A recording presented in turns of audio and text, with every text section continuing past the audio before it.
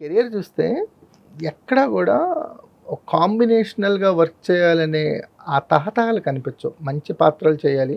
మన ప్రయాణంలో అవి తగులుతుంటే కాంబినేషన్ సెట్ అవుతాయి అని గానీ, ఎప్పుడు వాటి కోసం మనం ఏదో ప్రయత్నం చేసి మేనేజర్‌లని కలిసి డైరెక్టర్‌కి టచ్‌లో ఉండటం అయి ఏం కనిపించవు అసలు నీకు. ఏమంటే నాకొక్కటి అడుగుతాను. నాకు ఈ వేషం కావాలని సుకుమార్ లాంటి డైరెక్టరు, త్రివిక్రమ్ శ్రీనివాస్ గారు లాంటి డైరెక్టరు, పూరి జగన్నాథ్ గారు లాంటి డైరెక్టరు, ఇటువంటి వాళ్ళు సర్టిఫైడ్ చేసిన తర్వాత ఏది నేను పోయి మళ్ళా సార్ ఏమన్నా ఏంది ఇంకా నువ్వు వేషాల కోసం తిరుగుతున్నావా, మళ్ళీ అదొక ఎందుకు వచ్చిన గొడవ, ఎందుకు మనకి అవసరం ఉంది, మనతో అవసరం ఉంటుంది అనుకుంటే మాత్రం వస్తాయి. మనం ఓకే పర్లేదు అని సర్టిఫైడ్ చేశారు వీళ్ళు, వీళ్ళందరూ కూడా. జ్యోతిలక్ష్మితో ఆయన ముద్ర వేశాడు.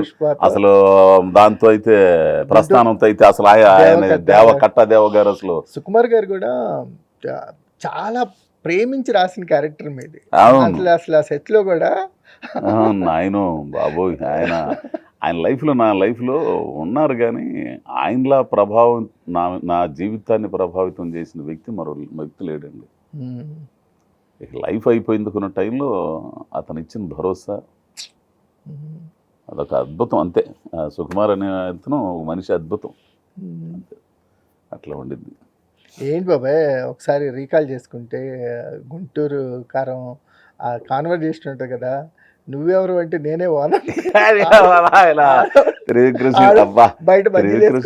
గారితో అయితే కాలం నాటి ఐడియాలు బాబు.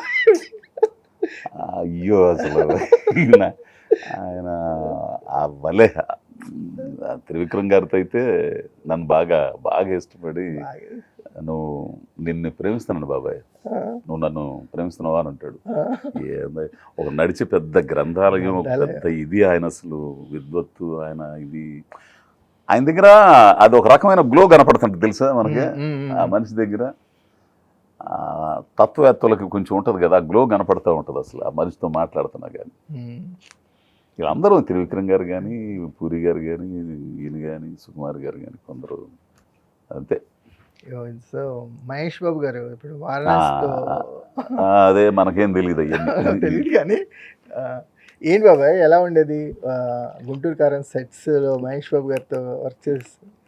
ఎంత అంటే సీను పట్ల అతను ఎంత ఇదిగా ఉంటాడంటే, కొన్ని సందర్భాలు కూర్చొని మాట్లాడేటప్పుడు బాబాయ్ అని కొన్ని జోకులు ఇటు బాగుండేవాడు మనిషి, ఇదిగా ఉంటాడు, చాలా పద్ధతి గల వ్యక్తి.